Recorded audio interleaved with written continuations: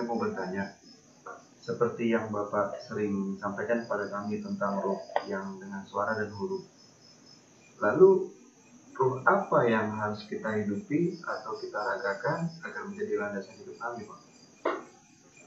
Maksud Mas Ari yang mendasar gitu Mas maksudnya? Betul, Pak, betul.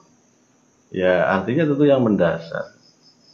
Ruhnya atau firmannya itu ya tentang tujuan hidup manusia di dunia itu sendiri yang harus menjadi landasan. Itu tentang ruhnya atau firman-firmannya yang terkait tentang tujuan hidup manusia di dunia ini. Itu yang harus diketahui oleh Mas Ari. Jadi apa sih sebenarnya yang menjadi tujuan hidup kita di sini? Itu yang harus mendasar manusia ketahui, bukan sebatas memahami furu-furunya saja, tapi tanpa memahami tujuan atau esensinya. Ya, dia harus tahu tujuan itu. Jangan sampai cuma ya, langsung ibarat orang belajar itu nyegat dari depan. Gitu. Jadi harus dari dasarnya. Ini yang sering, ya maaf saja, sering dilupakan orang dalam belajar tentang hidup. Apa itu juga terkait yang disebut dengan sangkan paran itu, Pak? Memang apa itu Mas sangkan paran itu? Sangkan itu apa? Sangkan. Kalimat sangkan itu memang sangkan paran kayak dua kalimat yang memang kayak nggak pernah terpisah sih. Dan yang saya tahu sangkan paran itu istilahnya kayak apa sih ya? Dari Allah ke Allah atau gimana gitu loh. Saya sendiri belum begitu paham, Pak. Jadi gini Mas. Ya benar memang terkait, tapi ini kami cek dulu yang mendasar dulu ya. Sangkan itu asal. Nah, sangkan itu asal atau dari istilahnya kan. Kalau paran itu kan tujuan. Nah, makanya di sini juga kan masih belum bunyi. Sangkan enggak, maksudnya gini. Sangkan dan parannya apa? Itu yang perlu Mas Lulus paham. Sangkan dan parannya apa? Itu kan kalimat itu masih belum komplit. Nah, misalnya kalau sangkan, paran, dumadi. Jadi kan itu namanya asal dan tujuan kejadian atau penciptaan. Itu kan baru nanti bunyi gitu loh. Kalau sangkan paran kan baru asal dan tujuan. Gitu. Kalau sangkan paran dumadi itu berarti asal dan tujuan kejadian. Itu asal dan tujuan kejadian atau asal dan tujuan penciptaan. Nah itu pun masih lanjut lagi, dumadine apa? Kan gitu. Nah, misalnya dumadine manungso. Berarti kan sangkan paran dumadine manungso itu yaitu asal dan tujuan kejadian manusia. Seperti itu. Nah, emang itu yang paling mendasar harus dipahami oleh manusia itu sendiri. Itu. Walaupun memang ada sangkan paran dumadine ya semua ciptaan. Bukan sebatas manusia. Gitu. Nah, sekarang kita tadi ya bahasa tentang ini kan yang dibahas manusia kan? Iya. Sangkan paran dumadine manungso. Itu asal dan tujuan kejadiannya manusia. Asalnya apa itu asalnya? Asal tujuan asal. Jadi ini dibagi dua ya. Jadi perlu dipahami. Jadi sangkan paran dumadine manungsa itu dibagi dua. Itu sangkan dumadine manungsa sama paran dumadine manungsa. Itu harus dibedakan. Itu asal kejadian manusia dan tujuan kejadian. Jadi sangkan paran ini bukan ya memang betul kalimatnya satu paket tapi arahnya berbeda gitu. Kalau sangkan kan mengetahui asal, kalau paran itu mengetahui tujuan. gitu. Mau kemana maksudnya Pak? Nah, seperti itu kira-kira apa sih perumpamaannya gitu. Lah kalau bicara sangkannya manusia atau asalnya manusia, ya asalnya ya dari tidak ada. Kemudian diadakan. Asalnya itu dari tidak ada. Kemudian diadakan oleh Sang Pencipta atau Allah dengan suatu tujuan tentu. Asalnya dari tidak ada. Kemudian diadakan itu asalnya. Iya kan? Dari tidak ada kemudian diadakan. Kan gitu.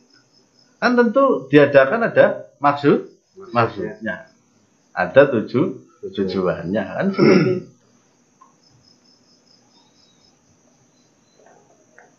Ngerti? Maksudnya ada? Belum begitu gamblang. Cuman kalau asal atau tujuan penciptaan itu kan yang tertulis di Al-Quran ada kalimat tiada kami ciptakan jin dan manusia kecuali untuk mengabdi kepadaku. Apa itu juga menerangkan tentang itu juga Pak? Nah iya, itu kan tadi. Itu paran berarti. Ya itu sudah termasuk maksudnya gitu kan. Sedangkan detailnya tujuannya ya nanti ada lebih jelas lagi kan gitu. Ya itu juga diantara itu maksudnya. Jadi sangkannya dari tidak ada, kemudian diadakan. Diadakan tentunya ada tujuannya. Jadi asalnya dari tidak ada kemudian diadakan oleh Sang Pencipta. Nah, tujuannya ya tadi diantaranya wa ma khalaqtul jinna wal insa illa liya'budun. Tidaklah kuciptakan jin dan manusia melainkan untuk mengabdi padaku kata. Nah, di situ itu masih jin dan manusia yang disebutkan jin dan manusia. Diadakan atau dicipta untuk mengabdi. Nah, sedangkan kekhususan untuk manusia ada sendiri. Manusia itu lebih khusus. Ini yang perlu dipahami. Lebih khusus. Jadi Allah berfirman bahwa sesungguhnya telah kami kemukakan kepada langit, kepada bumi dan gunung. Kemukakan apa di situ? Amanat. Telah dikemukakan amanat atau ditawarkan amanat. Itu di sini sebenarnya amanat tentang menjadi khalifah di muka bumi. Jadi amanatnya itu menjadi khalifah di muka bumi. Bahwa inna aradnal amanata 'alas samawati wal jibal fa'abaina ayyahmilna. Sesungguhnya telah kami kemukakan amanat kepada langit, kepada bumi, kepada gunung. Maka semua ini menolak itu karena khawatir. Wa asfatna minha. Karena khawatir mengkhianati.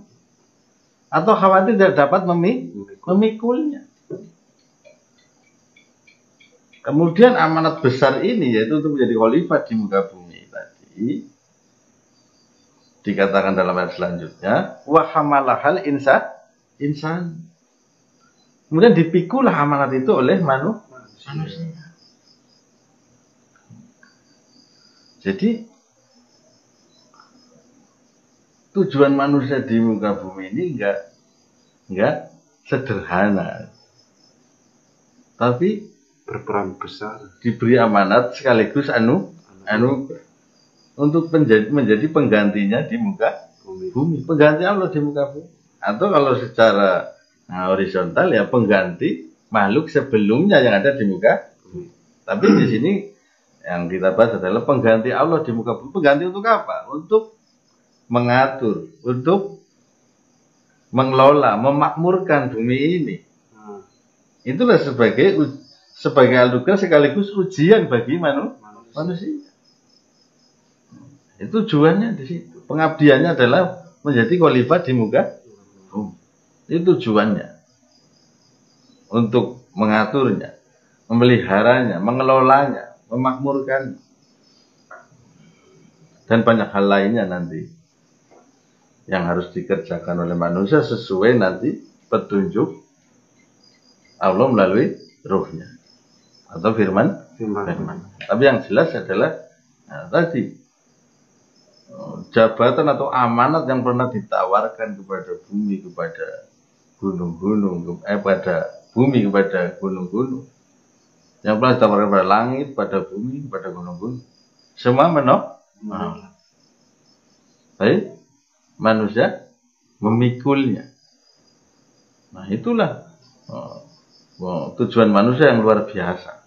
Bukan sebatas sebagai abdi dalam ayat tadi yang tidak laku ciptaan jin dan manusia untuk mengabdi pada. Ya betul, sama-sama jin yang abdi, manusia yang tapi amanat yang dipikul manusia lebih besar. Yaitu mengatur atau khalafah, mengatur, melihara, mengelola, memakmurkan. Kalau istilah karipan di Jawa itu memayuh hayuning bawon.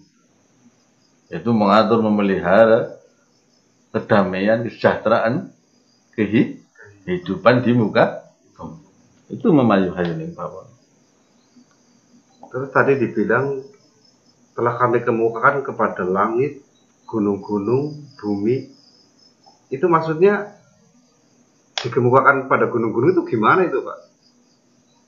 Jadi kan tadi bahwa langit, bumi, gunung-gunung itu kan ada hidup. Jadi bukan sebatas materi saja yang manusia pahami. Itu kan ada hidupnya. Maka ada istilah malak gunung, ya itulah hidupnya gunung. Orang bilang ya bisa nyawanya gunung lah. Jadi pada hakikatnya mereka hidup. Mereka juga menerima perintah Allah. Perintah Allah berlaku kepada langit maupun kepada bumi, kepada gunung-gunung. Jadi mereka hidup sama menerima perintah. Tetapi mereka pun malak-malak itu atau malaikat-malaikat itu enggan. Anak khawatir dia dapat memikul amanat itu. Nah, disinilah ada rahasia yang perlu dipahami bahwa manusia sebenarnya diciptakan Allah tidak dengan kapasitas yang luar biasa. Sehingga manusia pada saat kesadarannya masih baik, kesadarannya masih murni kala itu siap menerima amanat yang besar itu. Karena di situ manusia juga menyadari kapasitasnya saat itu, yaitu Nabi Adam.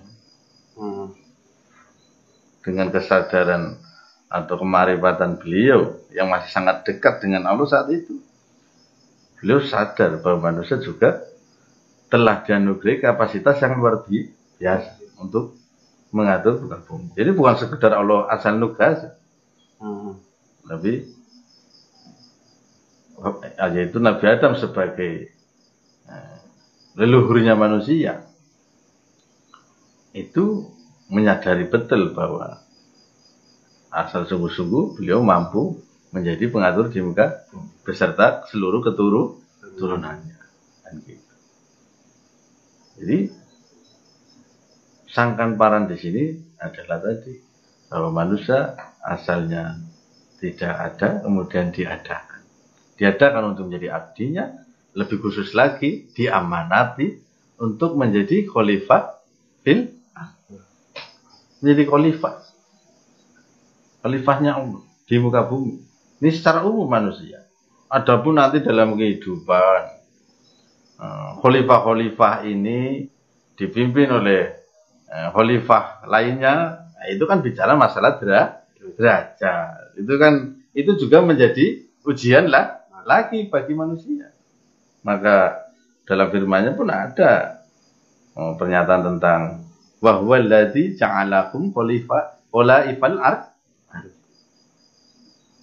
wa rafa'a ba'dakum fawqa ba'din darajatin. Jadi bahwa dan dialah yang menjadikan kalian khalifah atau pengatur-pengatur, pengelola-pengelola di muka bumi. Yang di situ Allah melebihkan atau meninggikan atau mengangkat derajat kalian atas sebagian yang lain.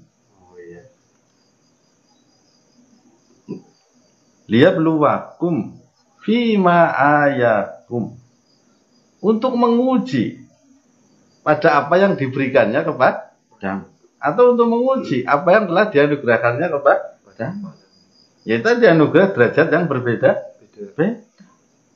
Bahkan kalau mau cerita yang paling mendasar, manusia itu diuji dengan pemberian-pemberian Allah, seperti bisa melihat, mendengar, bahkan diberi hati untuk berpikir, merasa. Itu tidak semua makhluk diberi itu.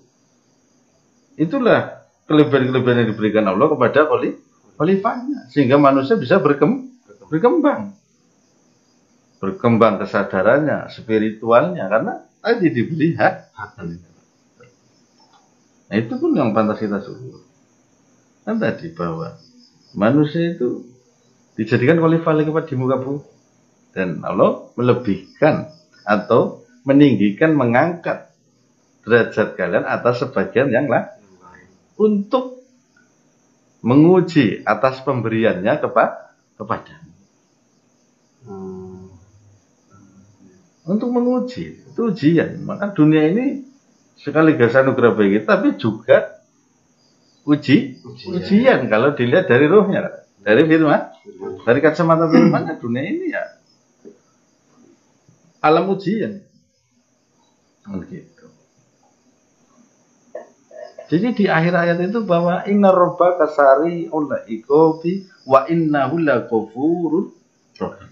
Artinya bahwa sungguh dia hukumannya amat cepat, dan dia juga benar-benar maha pengampun lagi maha penyayang. Jadi tadi kalau manusia dia manati terus mengingkari, ya bisa hukumannya amat cepat. Tapi bagi yang mau katakanlah membenahi diri, ya tentunya ampunan Allah benar-benar maha pengampun lagi maha penyayang itu. Jadi jangan pernah mengingkari bahwa kita diadakan itu untuk menjadi abdi, lebih khususnya untuk menjadi khalifah di muka bumi. Itu kan kelebihan. Kita diberi kuasa atas binatang-binatang di muka bumi. Kita diberi kuasa atas binatang-binatang yang di air, di darat, bahkan yang berterbangan, atau ciptaan-ciptaan yang lain di muka bumi. Kita itu dikuasakan semua kepada manusia untuk dikelola, dikembangkan, diatur, digunakan sesuai yang diaturkan Allah dalam firman-firman. Kita boleh memanfaatkannya. Nah, kita nggak boleh berbuat kerusakan. Berarti posisi di muka bumi memang manusia itu benar-benar teratas berarti, Pak? Iya, sebagai khalifah. Kalau dalam ayat tadi kan tidak ada jin sebagai khalifah. Jin hanya sebagai abdi saja. Kalau manusia ada level khusus, ada derajat khusus, itu menjadi pengatur di muka bumi. Menjadi pengatur, tidak sebatas menjadi abdi saja, ada level khusus. Yang tentunya Allah akan memberi apresiasi atau memberikan hadiah bagi yang menghidupinya. Sangkan paran dumadinya sendiri, atau sangkan parannya dumadinya manusia.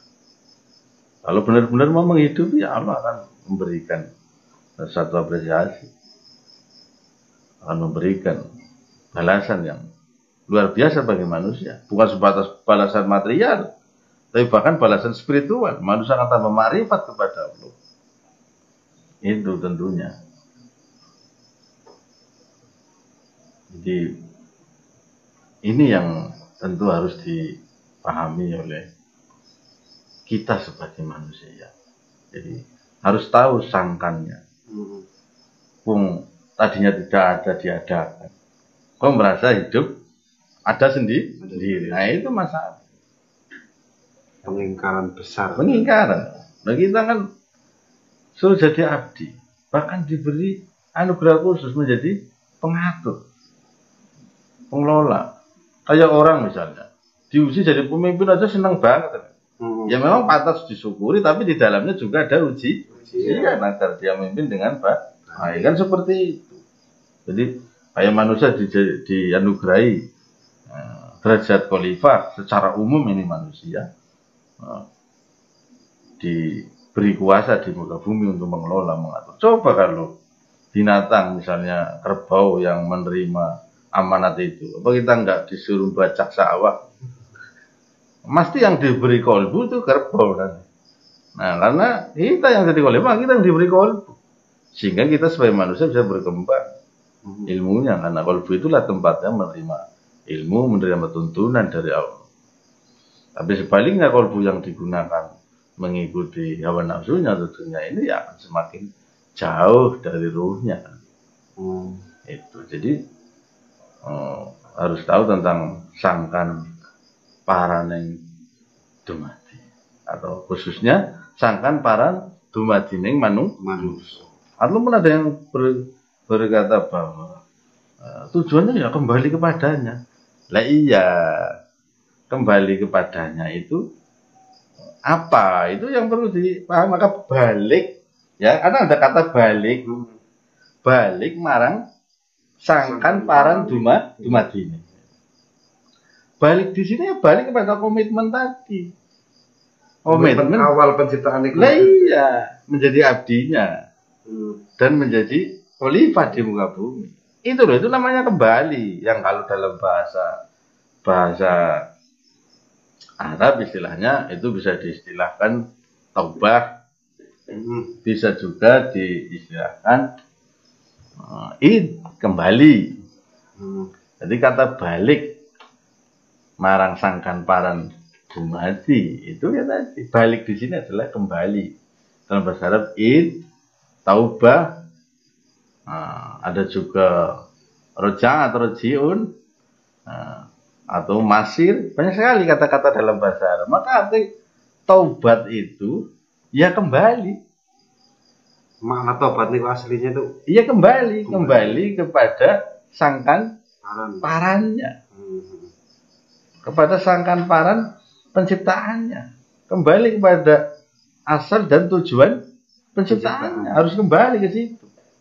Kan tadi manusia dilahirkan begitu, mulai beranjak dewasa, mulai besar, harusnya menjalankan amanat itu, malah kan tadi dalam ketersesatan menjauh, bahkan ada sebagian yang mengingkari bahwa dirinya adalah abdinya, bahwa dirinya adalah khalifah di muka bumi. Karena itulah Allah mengutus para nabi, para aulia, para arif untuk mengingatkan manusia kepada sangkan dan parannya, pada asal dan tujuan hidupnya di muka bumi ini. Itu maksudnya. Jadi bukan sebatas dari Allah terus kembalinya ke Allah. Asalnya Allah ya tujuannya ke Allah. Ya itu garis besarnya saja. Kalimat kembali ke Allah itu ya kembali kepada yang dikehendaki Allah. Itu maksudnya. Misalnya ada kalimat, misalnya dalam Quran itu, ya ayatuhan nafsul mutmainnah irji'i ila rabbiki. Irji'i ila rabbiki. Hai jiwa yang tenang, kembalilah kepada Rabbmu. Nah, kembali kepada Rabbmu ini bukan mati. Maksudnya, ketika manusia sudah jauh dari apa yang diperintahkan Allah, yang dikehendaki Allah, itu manusia harus taubat, kembali. Irji, kembali. Kembali kepada hukumnya, kembali pada ketetapannya yang sesuai bunyi ruhnya.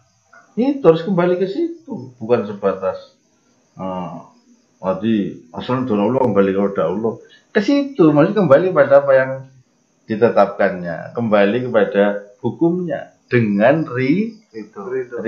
Maka kalimat di situ radiyatan mardiyah. Irji ila rabbiki radiyatan mardiyah. Artinya kembali kepada ketetapannya, hukumnya. Itu harus dengan rito. Jangan nawar. Perkara manusia dalam menjalankan amanat ada plesetnya. Ya itu manusia yang penting kan tadi manusia berusaha menjalankan kebenaran. Seumpama berusaha menanam padi, walaupun tumbuh rumput ya wajar. Tapi jangan menjauh. Tadi perumpamanya menanam rumput bagaimana tumbuh padi kan nggak mungkin. Gitu loh maksudnya. Jadi kembali ke situ. Kalau sudah kembali di situ pun akan diapresiasi oleh Allah. Kalau benar-benar tadi ridho dengan hukumnya, dia menjalankan ketetapan-ketetapannya, takdirnya yang terima sebagai ketetapannya dengan ridho, insya Allah dia Allah pun meridho, bahkan memberikan hadiah yang lebih tinggi lagi. Fadkhuli fi ibadi, masuklah mau ke dalam kumpulan hamba-hamba, tersambung dengan hamba-hambanya Allah, yaitu alladzina orang-orang dan ini. Sehingga kalau tersambung di situ, manusia akan bermakrifat karena bergaul dengan orang-orang makrifat, tersambung, sehingga akan bisa tadi memahami kehidupan ini dengan makrifat-makrifat hamba-hamba Allah itu, sehingga dia akan semakin mengenal Allah. Ya itulah yang dimaksud nanti kembali pada Allah, bahkan nanti lebih dalam lagi. Tapi dasarnya dulu tadi kembali pada hukum dan ketetapan. Jangan langsung ke Allah terus pengalamannya tahu. Caranya juga harus tahu ya Pak. Ada ini Pak. Pernah suatu ketika adalah orang itu ngomong sama saya sendiri. Dia bilang, saya capek hidup di dunia, saya mau pulang, saya mau balik. Dan itu yakin tentang keterangan-keterangan yang ini, balik istilahnya kayak balik ke Allah gitu loh. Nah ini yang sering makanya ingin kami tukar pikirkan tuh yang perkara seperti ini. Ya tadi sesuatu kalimat ilmu atau sastra orang-orang Arab dahulu itu penuh simbol-simbol. Jadi kalau sering ditelan mentah-mentah ya bahaya. Jadi balik atau kembali di sini, kembali itu kan sangkan tadi, kembali ke sangkan. Baru kalau sudah tahu sangkannya, mesti akan ngerti parannya, gitu loh. Di situ, setelah kembali ke sangkan, kembali kepada ingatan bahwa dia adalah abdinya, dia adalah khalifahnya.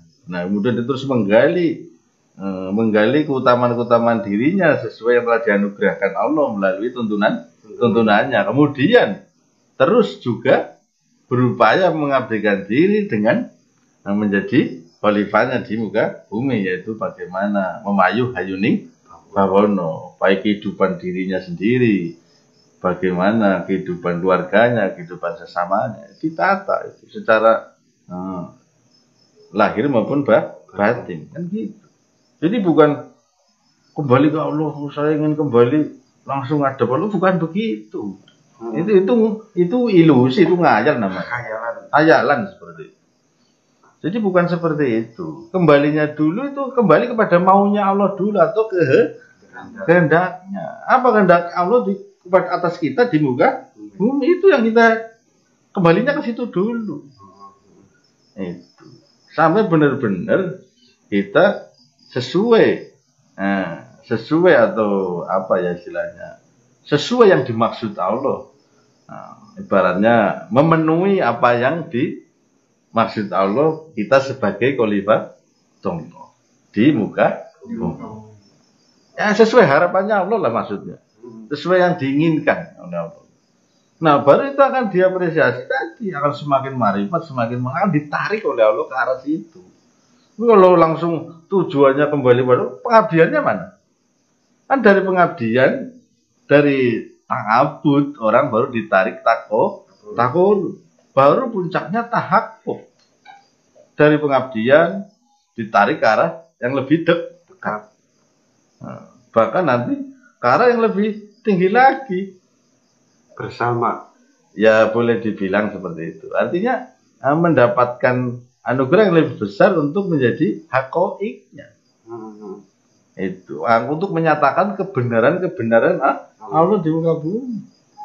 Dia akan menjadi katakanlah role model dari ja'al haq wasaqul batil, menjadi kebenaran ilahi yang nyata di muka bumi. Sebelum itu terus pengen baliknya gimana? Balik dalam artian ke Allah, dalam artian hakikatnya itu terlalu jauh lah. Kalau yang seperti itu harusnya kembali dulu kepada tadi, ngabdi dulu, baru wajar orang ngabdi diapresiasi menjadi dekat, menjadi koribnya. Kalau sudah jadi abid, ya jadi koribnya. Kalau jadi korib istiqomah, ya bisa ditarik menjadi hakoiknya yang berperan tahak. Kaitannya kalau dalam bahasa tasawuf itu kaitannya dengan tajali kan gitu, beroleh tajalinya. Itu tingkatan orang kembali berarti. Nah itu tingkatan orang kembali. Jadi kembali dulu sebagai abid dulu, terus melaksanakan ta'abbud, baru nanti diapresiasi bisa kembali sebagai koribnya, orang dekatnya, yang amalnya adalah takour, amalnya didedikasikan sebagai takour. Sedangkan orang yang tadi tarik lebih dalam dan tinggi lagi, yaitu hakoik, ya, nanti amalnya dia yang didedikasikan pada Allah adalah sebagai tahakkuk, gitu. Menjadi realisasi kebenarannya, gitu loh. Biar benar-benar menjadi citra as-salam yang benar-benar menjadi khalifatus salam yang memayu hayuning bawono, menjadi penggantinya as-salam yang memayu hayuning bawono. Jadi Allah itu sendiri adalah as-salam, maharahayu,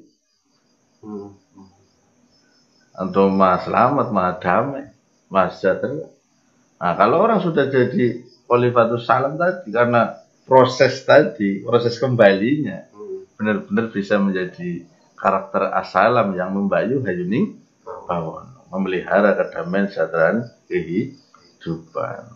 Tapi ya memelihara kedamaian kesejahteraan sesuai yang diaturnya, bukan memayu nanti definisinya sendiri, harus sesuai ruhnya atau firmannya. Tidak memahayu segendaknya, ya nggak bisa. Nanti cuma teman-temannya yang atau mungkin dalam hal yang nggak baik kan bahaya.